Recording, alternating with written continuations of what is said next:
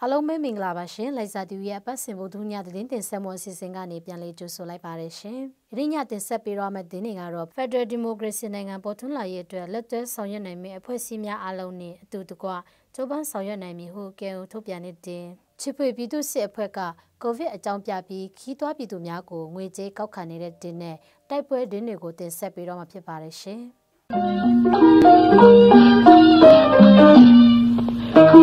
ကဲဘိုကော်မတီမှဖက်ဒရယ်နိုင်ငံပေါ်ထွန်းလာရေးအတွက်လက်တွဲဆောင်ရွက်နိုင်မည်အဖွဲ့အစည်းများအားလုံးနဲ့အတူတကွကြိုးပမ်းဆောင်ရွက်သွားမည်ဟုဇန်နဝါရီလ26ရက်စွဲဖြင့်ထုတ်ပြန်ချက်တစ်စောင်ထုတ်ပြန်ထားပါတယ်။၎င်းထုတ်ပြန်ချက်မှာမြန်မာနိုင်ငံရဲ့ပြည်တွင်းစစ်တုံ့တွေ့နေရတဲ့အခက်အခဲတွေကိုဖြေရှင်းဖို့အာရုံစိုက်ကြိုးပမ်းနေကြတဲ့အိမ်နီးချင်းနိုင်ငံတွေနဲ့အာဆီယံ UN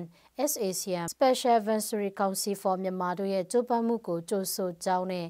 အရက်ဖက်လူထုအပေါ်ပြစ်မှတ်ထားတိုက်ခိုက်နေမှုမပြုလုပ်ဖို့ကာကွယ်ပေးရေးအစားအစာလုံခြုံရေးကိုဗစ်ကာကွယ်ထိန်းချုပ်မှုကိစ္စရပ်တွေနဲ့ကျန်းမာရေးဆောက်ရှောက်မှုတွေမှာနိုင်ငံတကာနဲ့အိမ်နီးချင်းတွေအနေနဲ့ပုံမထိရောက်အောင်ဆောင်ရွက်ပေးကြဖို့တိုက်တွန်းထားကြောင်းပါရှိပါတယ်။အချက်9ချက်ပါထုတ်ပြန်ချက်မှာတရုတ်နှစ်တိကူကာလအတွင်းတရုတ်နိုင်ငံပီကင်းမြို့မှာကျင်းပမဲ့24ကြိမ်မြောက်ဆောင်းရာသီအိုလံပစ်ပြိုင်ပွဲနဲ့73ကြိမ်မြောက်ကိုအင်္ဂါမတန်ဆွမ်းအားကစားပြိုင်ပွဲတွေနေဆက်သေးတာအပါအဝင်မြန်မာနိုင်ငံလုံးစစ်ပွဲတွေရပ်တန့်ဖို့တရုတ်ဘက်ကတိုက်တွန်းချက်တွေရှိတာကြောင့်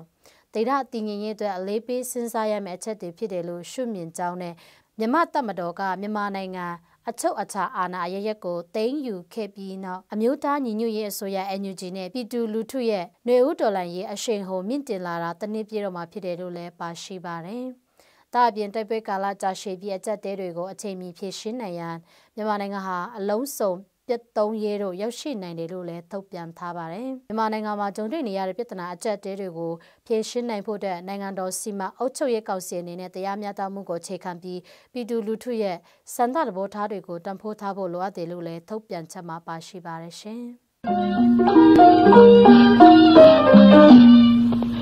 ။စစ်ကောင်စီလက်အောက်ခံချစ်ဖွေပြည်သူ့စစ်အဖွဲ့ကပေါင်ဝါလမ်းပိုင်းချစ်ဖွေ၄မိုင်ဂိတ်မှာဒေတာအခြေပြုကိုဗစ်ကော်မတီဖွင့်လှစ်ပြီးတာစစ်ဆေးချင်းကောင်းစဉ်ဖြစ်ခီးသွွားပြည်သူများကိုမတရားငွေကြေးတောင်းယူတာတွေပြုလုပ်နေတယ်လို့ကိုတိုင်ကြုံတွေ့ခဲ့ရတဲ့ပြည်သူတို့ကပြောပါတယ်။ခီးသွွားတဲ့သူတွေမှာ COVID-19 ကာကွယ်ဆေးထိုးနှံထားပေမဲ့ကျန်းမာရေးစောင့်ကြည့်ခြင်း quarantine 10ရက်ခံရမယ်လို့ပြောဆိုကဂိတ်ကနေဖြတ်တန်းခွင့်မပြုဘဲရက်ဆိုင်ထားပြီး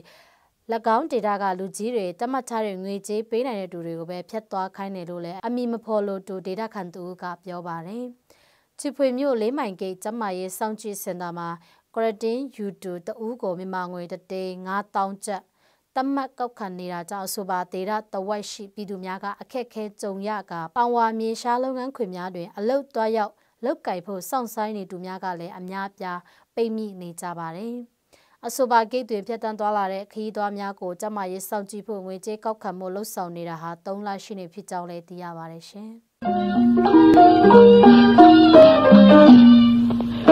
ကဲရမတ်3တပ်မဟာအမတ်29တပ်ရင်းနေမြေကထန်ကောင်ကျေးရွာနဲ့ကိုက်ထိတ်ကျေးရွာကြားစောက်ဘုံဥတာဘုံကျေးရွာမှာဇန်နဝါရီလ25ရက်နေ့ညနေ2နာရီခန့်ကစစ်ကောင်စီတပ်နဲ့ KIA တပ်ဖွဲ့တို့တိုက်ပွဲဖြစ်ပွားခဲ့ပါတယ်။ဘလုံတင်စာကျေးရွာမှာရောက်ရှိနေတဲ့စစ်ကောင်စီတပ်ခလာရ223အင်အား100ဝန်းကျင်ပါဝင်တဲ့ခြေလင်တပ်ရင်းဟာ